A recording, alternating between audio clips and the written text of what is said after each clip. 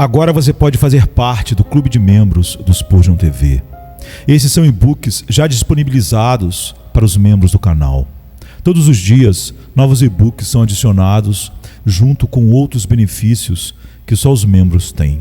Sendo um membro, você passa a ajudar no crescimento desse ministério, tanto na quantidade do que podemos publicar, como na qualidade do material. Nosso propósito é, juntos, atingirmos o maior número de pessoas com solo escritura. Seja um membro do Spurgeon TV. Como ter uma mente estável e firme. Sermão 1294, pregado na manhã de domingo, 21 de maio de 1876, por Charles Haddon Spurgeon, no Tabernáculo Metropolitano, Newington, Londres, Inglaterra.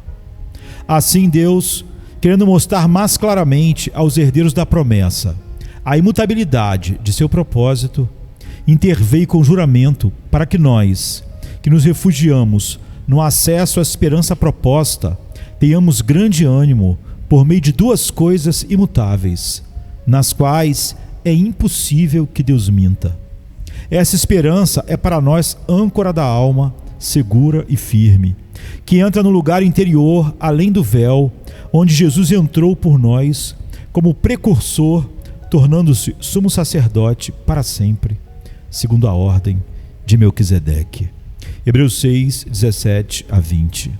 Fé é um dom soberano de Deus e a maneira divinamente designada de receber as bênçãos da graça. Quem crê será salvo. É uma das principais declarações do Evangelho. As maravilhas da criação, as descobertas da revelação e os movimentos da providência são todos destinados a criar e promover o princípio da fé no Deus vivo. Se Deus revela alguma coisa, devemos acreditar nela. De todos os livros da Sagrada Escritura, podemos dizer que foram escritos para que nós possamos crer e, crendo, possamos ter vida. Mesmo que Deus oculte algo, é para que possamos confiar nele. Pois o que sabemos produz apenas um pequeno espaço de confiança em comparação com o desconhecido. A providência manda-nos diversas provações, todas destinadas a exercitar e aumentar nossa fé. E ao mesmo tempo, em resposta à oração, ele nos traz provas variadas da fidelidade divina que servem como descanso para a nossa fé. Assim, as obras e as palavras de Deus cooperam para educar os homens na graça da fé. Você pode imaginar, no entanto, a partir da doutrina de certos mestres, que o Evangelho se resumiu a quem duvidar será salvo, e que nada poderia ser mais útil ou honroso do que a mente humana pairar em suspense perpétuo, segura de nada, confiante na verdade de ninguém, nem mesmo do próprio Deus. A Bíblia levanta um mausoléu à memória de seus heróis e sobre eles escreve como se fosse um epitáfio: todos estes morreram mantendo a fé. Mas o Evangelho moderno ridiculariza a fé e estabelece em seu lugar a nova virtude de se manter atualizado com o pensamento mais recente da época. Essa simples confiança na veracidade da palavra de Deus, que nossos pais inculcaram como base de toda a vida espiritual verdadeira, parece estar em desuso agora com homens de espírito, entre aspas, capazes de lidar com o pensamento moderno. Esses ministros professos de Cristo, alguns dos quais estão adorando neste santuário, deveriam se envergonhar, pois estão trabalhando com a reputação de serem intelectuais e filosóficos, espalhando dúvidas por todos os lados.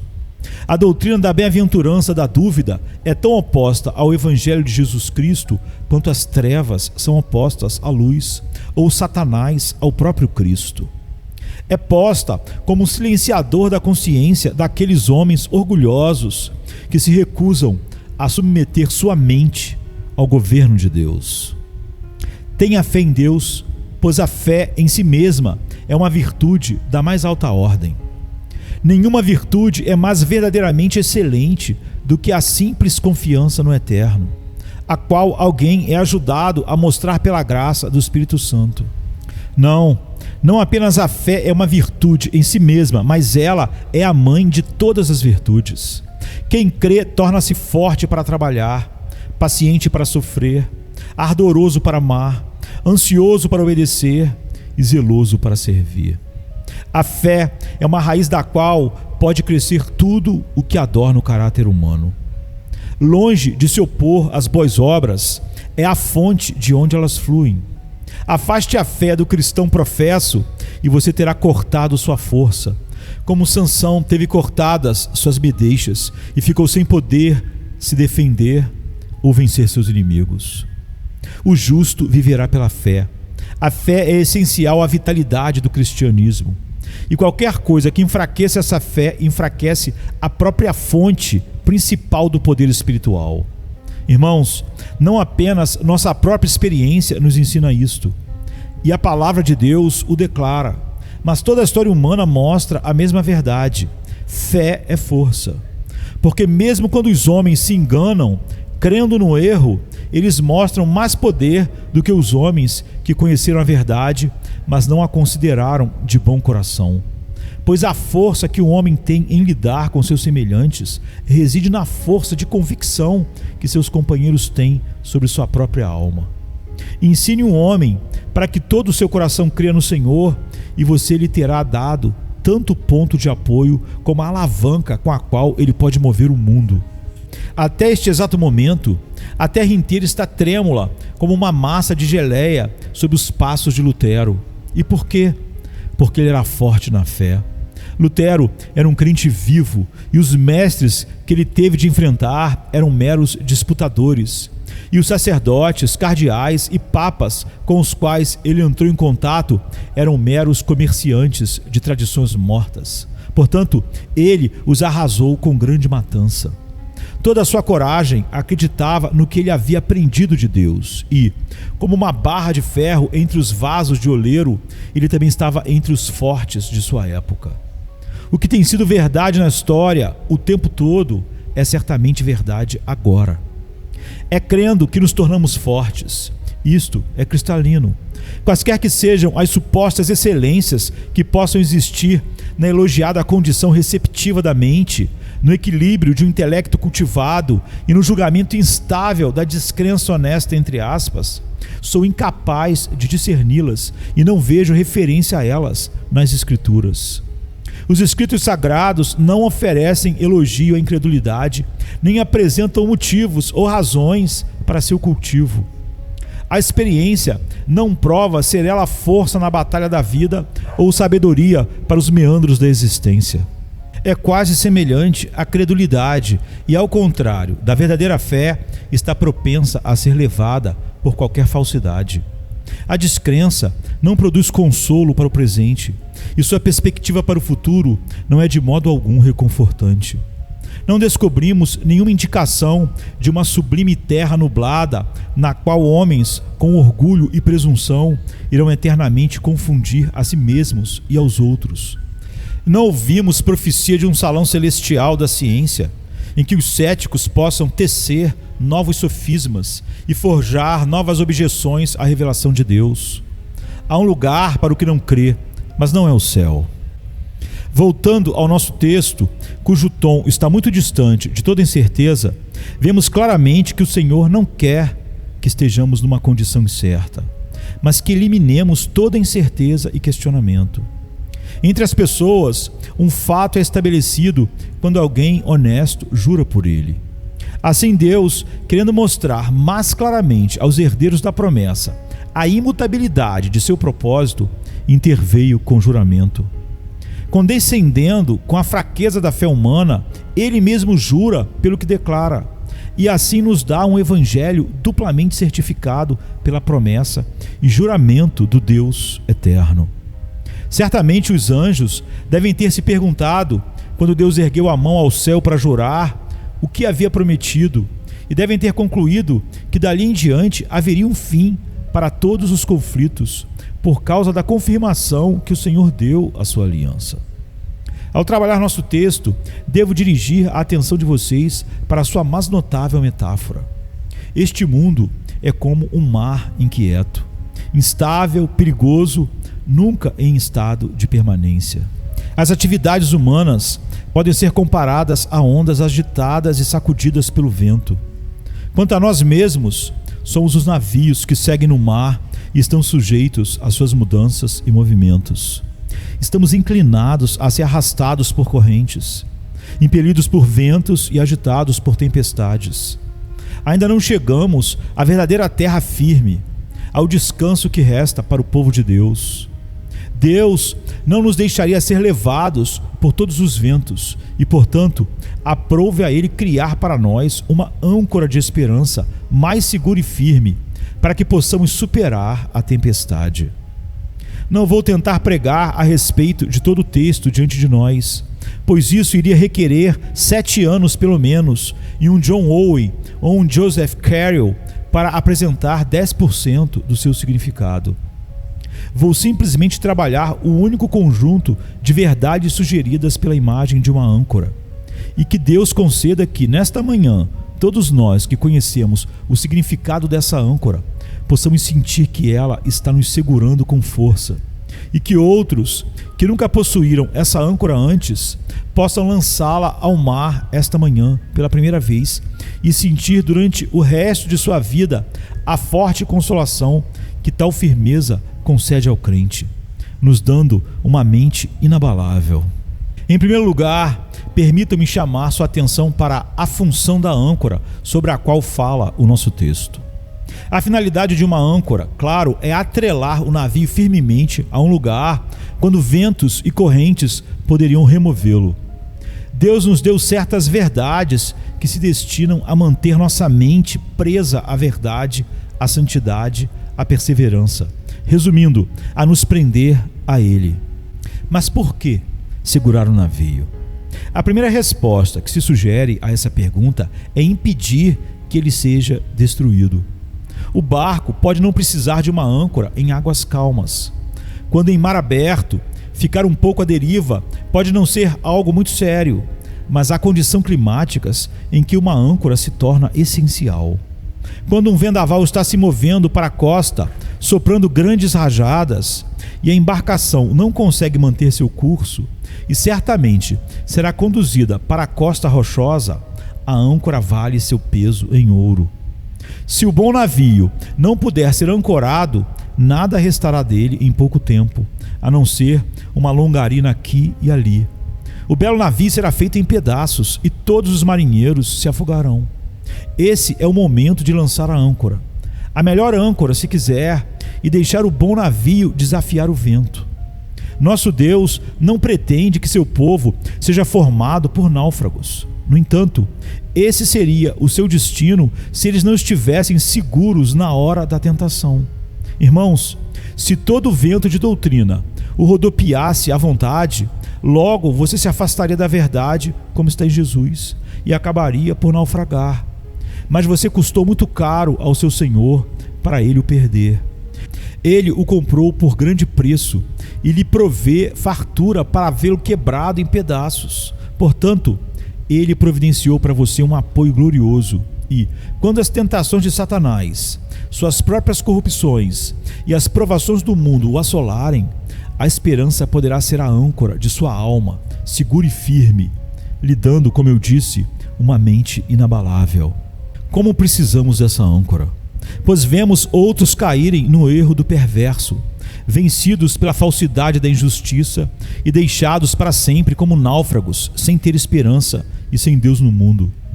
Se você fez negócios nas grandes águas por um longo período de tempo, deve estar ciente de que, se não fossem as verdades eternas que o prendem, sua alma há muito teria se apressado em trevas eternas, e as águas do orgulho já haveriam passado por sua alma.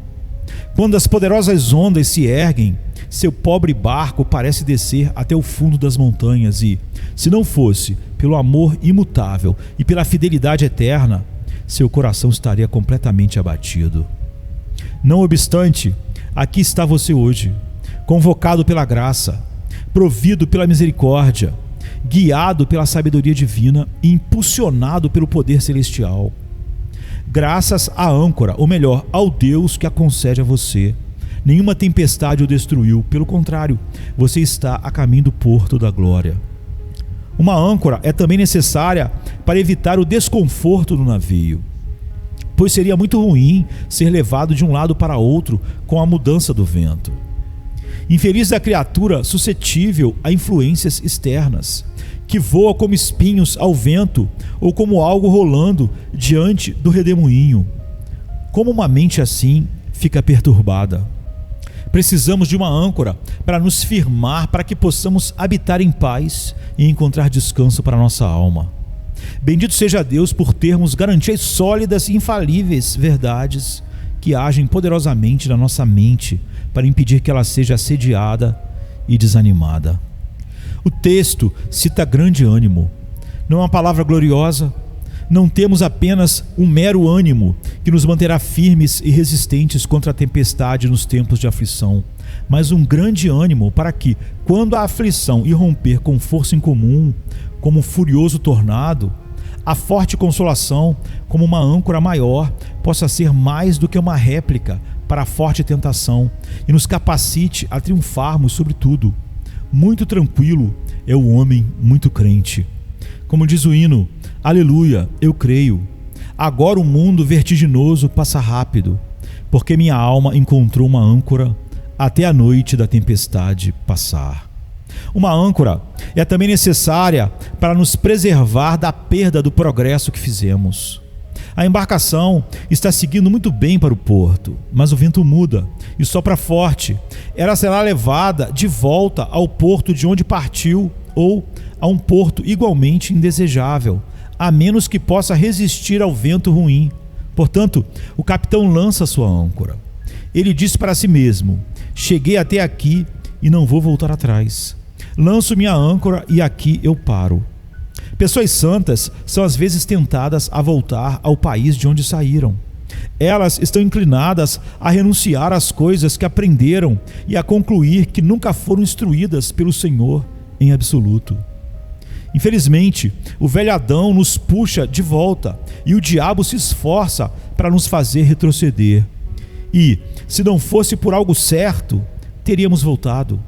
Se for possível provar, como certos estudiosos nos fazem acreditar, que não há nada muito certo, que, embora o preto seja preto, não é muito preto, e embora o branco seja branco, não é muito branco, e sob certos pontos de vista, sem dúvida, preto é branco e branco é preto, se pudesse ser provado, eu digo, que não existem verdades eternas, certezas divinas, verdades infalíveis, então poderíamos renunciar com indiferença ao que sabemos ou pensamos que conhecemos, e vagaríamos pelo oceano da especulação, das vacilações e dos desvios da mera opinião. Mas, quando temos a verdade ensinada à nossa própria alma pelo Espírito Santo, não podemos nos afastar dela, nem o faremos, embora os homens nos considerem tolos por nossa firmeza. Irmãos, não aspirem à caridade que nasce da incerteza. Existem verdades salvadoras e existem heresias destruidoras. Jesus Cristo não é sim e não. Seu evangelho não é uma mistura astuta de bilis do inferno e do mel do céu, com sabor ao gosto do mal e do bem. Existem princípios fixos e fatos revelados. Aqueles que sabem algo experimentalmente sobre coisas divinas lançaram suas âncoras e, ao ouvirem a corrente terminar, disseram alegremente: isso eu sei e nisso tenho acreditado. Nesta verdade permaneço firme e impassível. Que soprem ventos, eles nunca me moverão deste ancoradouro. E tudo que eu tiver alcançado pelo ensino do Espírito, conservarei firme enquanto viver. Além disso, a âncora é necessária para podermos ter constância e utilidade. Quem é facilmente movido e crê nisso hoje e naquilo amanhã é uma criatura inconstante. Quem sabe onde o encontrar? Qual sua utilidade para os mais jovens e para os fracos, ou mesmo para qualquer outra pessoa? Como uma onda do mar levada e batida pelo vento, que serviço ele pode prestar na obra do Senhor e como pode influenciar os outros para a eternidade? Se ele não crê, como pode fazer outros acreditarem? Creio que o descrente ortodoxo é mais um criador de infidelidade do que o crente heterodoxo. Em outras palavras, receio que o homem que sinceramente acredita num erro tenha uma influência menos prejudicial sobre os outros do que o homem que é indiferente à verdade e é incrédulo secretamente. Essa pessoa é tolerada em companhia piedosa por professar ser um de nós e, portanto, sob seu escudo, pode matar a piedade. O homem não sabe nada, certamente, mas apenas espera e confia e, ao defender a verdade, permite que muito possa ser dito do outro lado para que ele beije e apunhale ao mesmo tempo. Nosso Deus nos deu uma âncora para nos mantermos seguros e não naufragarmos, para não sermos infelizes, para não perdermos o progresso que fizemos, para que o nosso caráter não se torne instável e, consequentemente, inútil. Esses propósitos são gentis, amáveis e sábios. Bendigamos ao Senhor que tão graciosamente cuidou de nós. Em segundo lugar, convido você a considerar a fabricação da âncora. Tenhamos grande ânimo por meio de duas coisas imutáveis nas quais é impossível que Deus minta. A fabricação de âncoras é um trabalho muito importante. O ferreiro que faz a âncora tem um negócio muito responsável, pois, se ele a faz mal feita ou de material fraco, ai do capitão quando a tempestade chegar.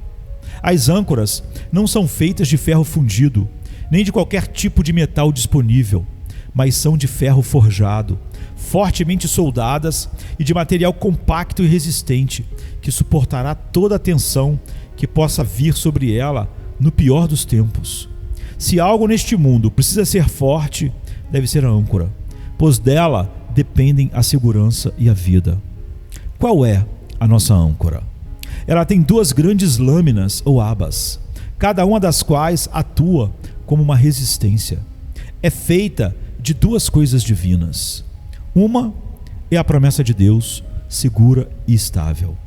Estamos prontos a aceitar a promessa de um homem bom, mas talvez o homem bom esqueça de cumpri-la ou seja incapaz de fazê-lo. Nada disso pode ocorrer com o Senhor. Ele não pode esquecer, nem pode deixar de fazer o que disse. A promessa de Jeová, que coisa certa deve ser. Se você não tivesse nada a não ser a simples palavra do Senhor para confiar, certamente sua fé nunca vacilaria. A esta palavra certa é acrescentada outra coisa divina, a saber, o juramento de Deus. Amados, raramente me atrevo a falar sobre este assunto sagrado. O juramento de Deus, esta solene afirmação, seu juramento por si mesmo. Conceba a majestade, o temor, a certeza disso.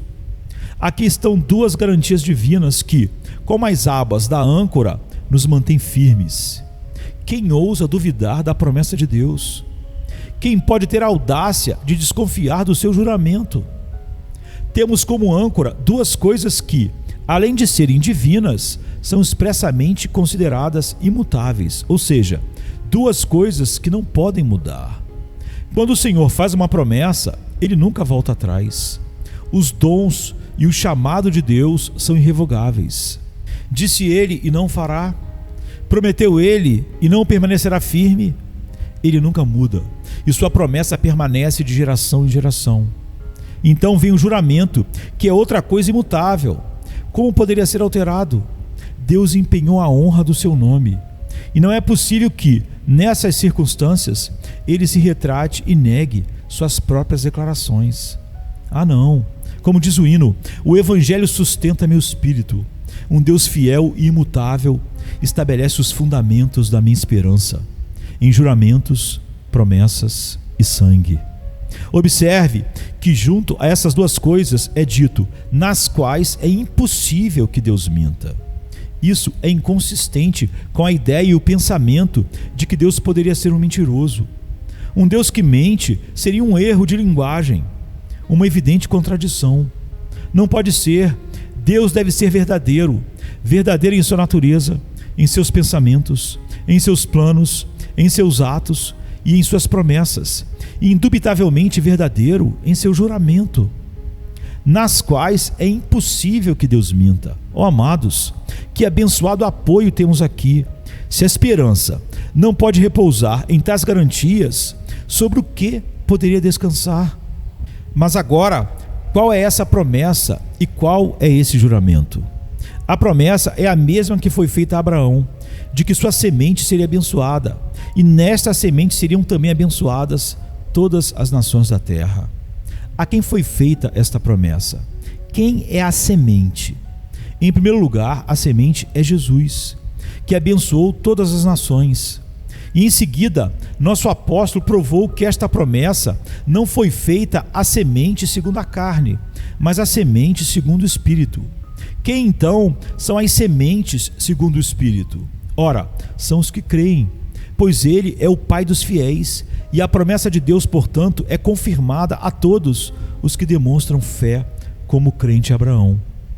Para o próprio Cristo e para todos os que estão em Cristo, é assegurada a aliança de que o Senhor os abençoará para sempre e os tornará bênção. E o que é o juramento? Isso pode se referir ao juramento feito pelo Senhor a Abraão depois que o patriarca ofereceu seu filho. Veja o capítulo 22 de Gênesis. Mas penso que você concordará se eu disser ser mais provável referir-se ao juramento registrado no Salmo 110, que eu gostaria que você observasse com muito cuidado. O Senhor jurou e não se arrependerá. Tu és sacerdote para sempre, segundo a ordem de Melquisedeque. Creio que a referência é a isto, porque o versículo 20 do texto diz: onde Jesus entrou por nós como precursor, tornando-se sumo sacerdote para sempre, segundo a ordem de Melquisedeque. Agora, amados, quero que vocês vejam esta âncora. Aqui está um dos seus suportes. Deus prometeu abençoar o fiel. Ele declarou que a semente de Abraão, a saber, os crentes, será abençoada e transformada em bênção. Então vem o outro braço da âncora, igualmente forte para firmar a alma, isto é, o juramento do sacerdócio, pelo qual o Senhor Jesus é declarado sacerdote para sempre em nosso favor. Não um sacerdote comum, à maneira de Arão, iniciando e terminando um sacerdócio temporário, mas sem começo de dias ou fim de anos, vivendo para sempre. Um sacerdote que terminou a obra sacrificial, entrou no véu e está assentado para sempre à direita de Deus, porque sua obra está completa e seu sacerdócio permanece eternamente eficaz. Esta é a bendita âncora da alma. Saber que o meu sacerdote está dentro do véu, meu rei de justiça e rei da paz está perante o trono de Deus por mim, me representando, e portanto nele estou seguro para sempre. Que melhor âncora o próprio Consolador poderia inventar para o seu povo? Que consolação mais forte podem desejar seus herdeiros? O que poderia fortalecer mais nossa mente? Não temos tempo para nos delongar, embora sejamos tentados a fazê-lo. E por isso peço que avancemos, em terceiro lugar, para observar nossa sustentação da âncora. Não adiantaria ter uma âncora, por melhor que seja, se não tivéssemos como prendê-la. A âncora pode ser segura e ter firme aderência, mas deve haver um forte cabo para conectá-la ao navio. Antigamente, era comum usar um cabo de cânhamo, mas grandes navios não podem correr o risco de quebrar e, portanto, usam um cabo de corrente para a âncora. É muito importante ter uma conexão firme entre sua alma e sua esperança. Ter a confiança que certamente é sua e da qual você nunca será separado. O nosso texto fala claramente sobre essa firmeza da âncora no versículo 18. Para que nós, que nos refugiamos no acesso à esperança proposta, tenhamos grande ânimo. Devemos nos apossar pessoalmente da esperança. A esperança existe, mas devemos agarrá-la com firmeza. Assim como em uma âncora o cabo deve passar pelo anel e assim estar ligado a ele, a fé deve se apegar à esperança da vida eterna.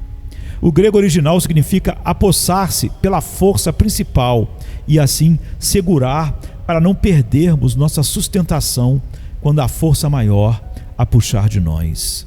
Devemos nos apegar firmemente à verdade. Irmãos, pelo fato de alguns homens terem uma esperança nebulosa, parecem ter uma forma muito duvidosa de se apossar dela. Suponho que isso seja natural. Da minha parte, desejo aprender alguma coisa certa e depois oro para ter certeza de que a aprendi. Quero ter tal apego à verdade quanto aquele velho guerreiro tinha de sua espada, de modo que, quando ele lutava e vencia, não podia separar a mão de sua espada, pois era como se sua mão estivesse a ela grudada, pelo tempo que a segurou e segurou com força. É algo abençoado apossar-se da doutrina de Cristo de tal forma que você teria de ser desmembrado para que ela pudesse ser tirada de você, uma vez que cresceu em seu próprio ser. Preste atenção para estar seguro de sua âncora certa. Bem, disse alguém, mas podemos nos apossar dela? Minha resposta é o que o texto diz. Essa esperança é para nós âncora da alma. Você pode se apossar dela porque ela lhe foi dada. Se algum de vocês estivesse muito enfraquecido e faminto e fosse à casa de alguém e a pessoa lhe dissesse, sente-se, e você se sentasse à mesa e o dono da casa colocasse diante de você carnes apetitosas e algumas frutas agradáveis e assim por diante, você não questionaria se poderia comê-las, mas deduziria ter a liberdade de fazê-lo, porque a comida foi colocada diante de você. Certamente esta é a recepção do Evangelho. A esperança está posta à sua frente. Com qual objetivo isso foi feito? Para que você volte as costas para ela? Certamente não. Tome posse dela, pois onde quer que a verdade seja encontrada, é nosso dever e privilégio nos apegarmos a ela. E o dom da graça em nós nos capacita para isso. Mas mais do que isso, ela torna eficaz e termina a obra que começa. Toda a garantia que um pecador quer para se apegar a Cristo encontra-se no fato de que Deus mandou Cristo para ser uma propiciação por nossos pecados. Caro cristão, você está em uma tempestade. Aqui está uma âncora. Você perguntaria, posso usar a âncora? Ela está colocada à sua frente exatamente para isso. Garanto que não existe um capitão entre nós, mas se ele estivesse numa tempestade e visse uma âncora à frente, tal capitão a usaria imediatamente, sem fazer perguntas. A âncora pode não ser dele, pode estar a bordo como uma mercadoria, mas ele não se importaria nem um pouco com isso. O navio precisa ser salvo. Aqui está uma âncora, lá vai ela. Haja assim com a graciosa esperança que Deus lhe concede no Evangelho de Jesus Cristo. Agarre-a agora e sempre.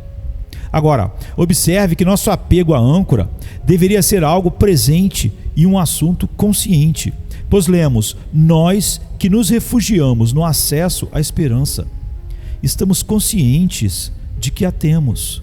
Ninguém entre nós tem o direito de estar em paz se não souber que obteve uma boa esperança através da graça. Todos vocês podem dizer, cuja esperança nós temos. Como é bom ter um cabo feito do mesmo metal que a âncora. Portanto, é algo abençoado quando a nossa fé tem o mesmo caráter divino que a verdade sobre a qual se apoia. Ela precisa de uma esperança dada por Deus de nossa parte para agarrar a promessa dada por Deus, da qual nossa esperança é feita. O modo correto de proceder é agarrar a promessa de Deus como uma confiança criada por Deus. Então você vê que, imediatamente do navio até a âncora, o suporte é uma só peça, de modo que, em cada ponto, ela é igualmente adaptada para suportar a tensão. Ter uma fé preciosa em um Cristo precioso. Uma preciosa confiança num sangue precioso.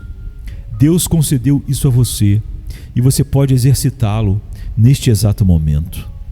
Em quarto lugar, e muito brevemente, vamos falar sobre o domínio da âncora sobre nós.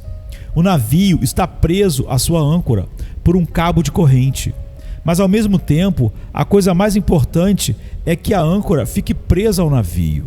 E assim, por ter penetrado no chão do fundo do mar, ela segura o navio firmemente. Irmão, vocês sabem algo sobre a esperança que os firma? Ela os firma se for uma boa esperança. Você não será capaz de se afastar dela, mas sob tentação e depressão de espírito, e sob provação e aflição, não apenas manterá a sua esperança. Esse é o seu dever, mas sua esperança o manterá. Esse é o seu privilégio. Quando o maligno tenta você a dizer: vou desistir de tudo, um poder invisível falará sobre as profundezas infinitas e responderá: mas eu não desistirei de você. Eu tenho um domínio sobre você e ninguém nos separará. Irmãos, nossa segurança depende muito mais de Deus nos segurando do que de nós nos segurando nele. Nossa esperança de que Deus cumprirá seu juramento e promessa tem um grande poder sobre nós, muito mais do que todos os esforços do mundo, da carne e do diabo para nos arrastar para longe. Como é que nossa âncora divina se mantém tão firme? É porque ela, em sua própria natureza, é segura. Essa esperança é para nós âncora da alma, segura e firme. É por si só segura quanto à sua natureza. O Evangelho não é uma fábula inventada astuciosamente. Deus o falou. É uma massa de fatos. É puro, pura verdade, com o amplo selo do próprio Deus nele depositado. Então também esta âncora é firme quanto à sua fixação. Ela nunca se move do seu lugar. É segura em sua natureza e firme quando em uso, e portanto é na prática segura. Se você creu em Cristo para a vida eterna e espera que Deus seja tão bom quanto a sua palavra, você não acha que sua esperança o sustenta e o mantém em sua posição? Irmãos, o resultado do uso desta âncora será muito confortável a você. Essa esperança é para nós âncora da alma, segura e firme. Isso não impedirá que você seja arremessado, pois um navio ancorado pode agitar bastante, e os passageiros podem ficar muito enjoados com o mar, mas ele não pode ser afastado de suas amarras. Lá está ele, e seus passageiros podem sofrer desconforto, mas não sofrerão o naufrágio. Uma boa esperança através da graça não o livrará completamente de conflitos internos. Pelo contrário, eles o envolverão, não o protegerá das provações externas e certamente as trará, mas o salvará de todo perigo real. Posso dizer a cada crente em Jesus que sua condição é muito parecida com a do camponês a bordo de um navio, quando o mar ficou um tanto agitado e ele disse: capitão, estamos em grande perigo, não estamos? Como não houve resposta, ele disse novamente: capitão, o senhor não vê nosso grande medo? Então o velho marujo respondeu asperamente: sim, eu vejo muito medo, mas nem um pouquinho de perigo. Frequentemente isso acontece conosco. Quando os ventos sopram e as tempestades estão furiosas, há muito medo, mas não perigo. Podemos ser arremessados de um lado para outro, mas estamos bem seguros, porque temos uma âncora da alma segura e firme. Uma coisa abençoada é que nossa esperança nos prende de tal modo que estamos conscientes de sua existência. Em uma embarcação, você sente a atração da âncora e, quanto mais o vento se enfurece, mais você sente que a âncora o segura. É como um menino com sua pipa. A pipa está nas nuvens, onde ele não pode vê-la, mas ele sabe que ela está lá porque sente que ela o puxa. Assim, nossa boa esperança foi para o céu e está nos puxando e nos atraindo para si.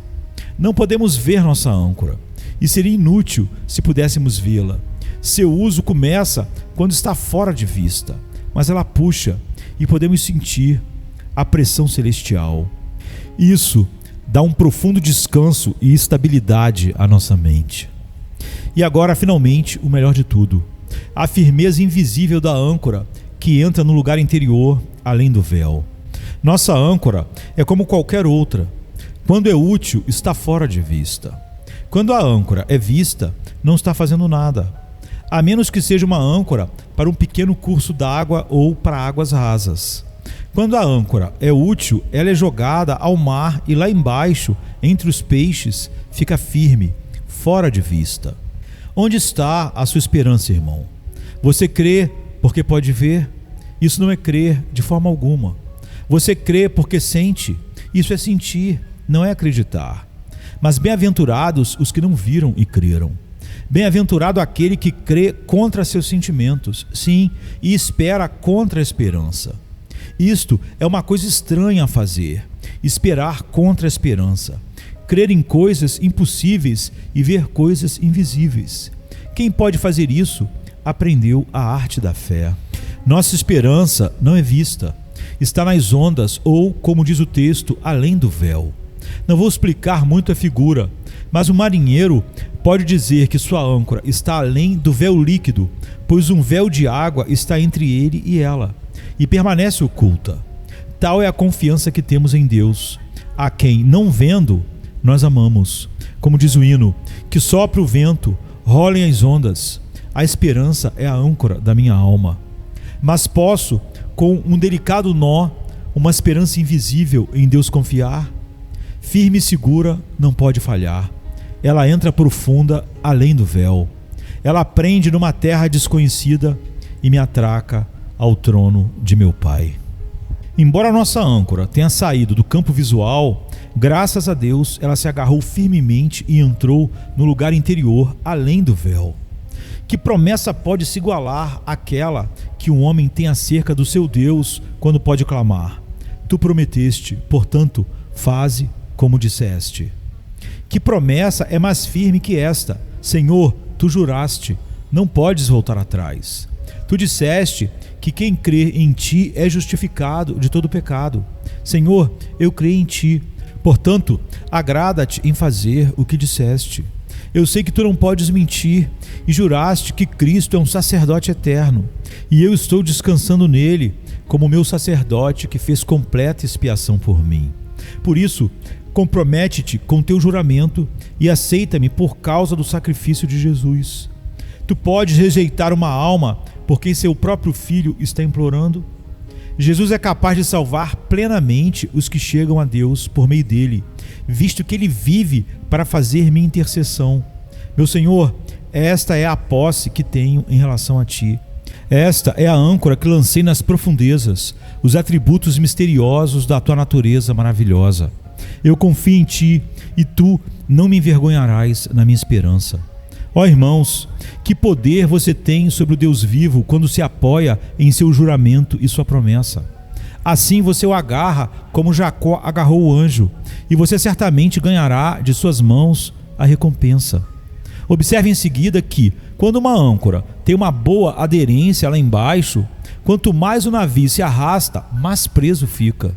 No começo, quando a âncora desce, talvez ela caia sobre uma rocha dura e ali não possa se fixar, mas aos poucos desliza da rocha e entra no fundo do mar. Ela cava o solo e à medida que o cabo a puxa, vai cada vez mais fundo até quase se enterrar. E quanto mais ela é puxada, mais desce. Por fim, a âncora segura tanto que parece dizer: agora, Bóreas, vento forte, assopre. Você deve rasgar o fundo do mar antes que o navio seja solto. Tempos de dificuldade enviam nossa esperança profundamente às verdades fundamentais.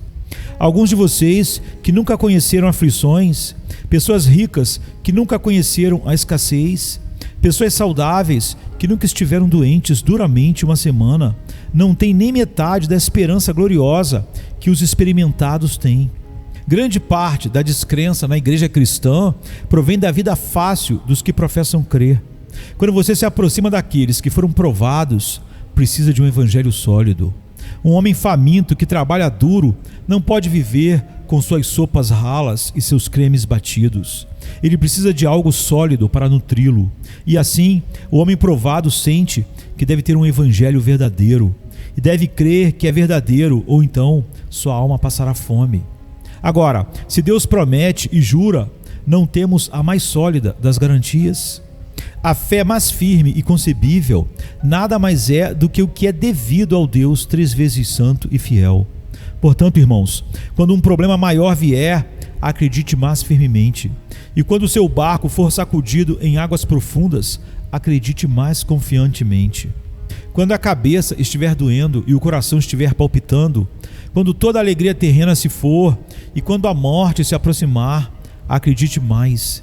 Esteja cada vez mais convencido ainda de que seu Pai não pode mentir. Sim, seja Deus verdadeiro e todo homem mentiroso. Desta forma, você obterá a forte consolação de que o Senhor pretende que você desfrute de todas as bênçãos que Ele preparou para os seus filhos. O texto conclui com esta reflexão muito doce de que, embora a esperança esteja fora da nossa visão, temos na terra um amigo invisível em quem a nossa esperança encontrou sua sustentação. Em momentos de ansiedade, o marinheiro pode quase desejar poder seguir sua âncora e se fixar firmemente. Isso ele não pode fazer, mas temos um amigo que resolveu tudo para nós. Nossa âncora está além do véu, onde não pode ser vista, mas Jesus está lá, e a nossa esperança está inseparavelmente conectada com sua pessoa e sua obra.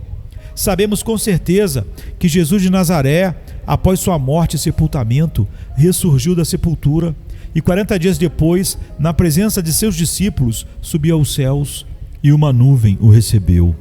Sabemos disso como fato histórico e também sabemos que ele subiu aos céus como a abrangente semente de Abraão, na qual se encontram todos os fiéis. Como ele foi para lá, certamente nós o seguiremos, pois ele é as primícias de toda a colheita. De acordo com o texto, nosso Senhor Jesus foi além do véu como nosso sumo sacerdote.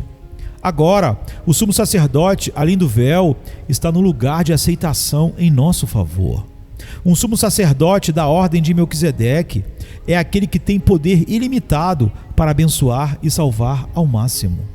Jesus Cristo ofereceu um sacrifício sangrento pelo pecado, a saber, Ele mesmo. E agora, Ele está sentado para sempre à direita de Deus, o próprio Pai. Irmãos, Ele reina onde a nossa âncora afundou. Descansamos na obra consumada de Cristo, em seu poder de ressurreição e em seu reinado eterno. Como podemos duvidar disto? Em seguida, somos informados de que Jesus foi para além do véu como um precursor. O que é um precursor se não houver outros para segui-lo? Ele foi preparar o caminho, é o pioneiro, o líder do grande exército, as primícias dentre os mortos. E se ele foi para o céu como um precursor, então nós que pertencemos a ele, o seguiremos. Essa reflexão não deveria alegrar nosso coração? Somos informados em seguida de que nosso Senhor, como precursor, entrou no céu, isto é, entrou para tomar posse em nosso nome. Quando Jesus Cristo entrou no céu, ele o fez como se olhasse em volta para todos os tronos, todas as palmeiras, todas as harpas e todas as coroas e dissesse: eu tomo posse de tudo isso em nome de meus redimidos. Eu sou o seu representante e reivindico os lugares celestiais em nome deles. Tão certo quanto Jesus está lá como possuidor de tudo, assim também cada um de nós irá à sua herança no devido tempo. Nosso Senhor Jesus, por sua intercessão, está nos atraindo para o céu e temos apenas de esperar um pouco e logo estaremos com Ele onde Ele está. Ele apela em nos levar para nossa casa e isso acontecerá daqui a pouco. Nenhum marinheiro gosta que sua âncora volte para casa, pois se o fizer em uma tempestade, as coisas parecerão muito feias. Nossa âncora jamais voltará, mas Ele está nos levando para casa, não para baixo de ondas devoradoras, mas para cima, para alegrias estáticas. Você não sente isso? Você que está envelhecendo, não sente os apelos do lar? Muitos cabos nos mantêm aqui, mas eles estão cada vez mais raros. A querida esposa já faleceu, ou o querido marido se foi. Muitos de seus filhos também se foram, bem como muitos amigos. Tudo isso ajuda a atrair você para cima. Penso que, neste exato momento, você deve sentir como se seu barco estivesse prestes a mudar, pelo poder mágico de um navio que flutua nas águas para uma águia que pode voar. Você já deve ter tido o desejo de subir enquanto canta. Que agora possamos entender nosso guia, agora que a palavra foi dada. Vem, Senhor dos Exércitos, as ondas atravessa e nos desembarca no céu. Meu cabo ficou mais curto ultimamente. Muitos de seus elos desapareceram. Estou mais perto da minha esperança do que quando criei a primeira vez.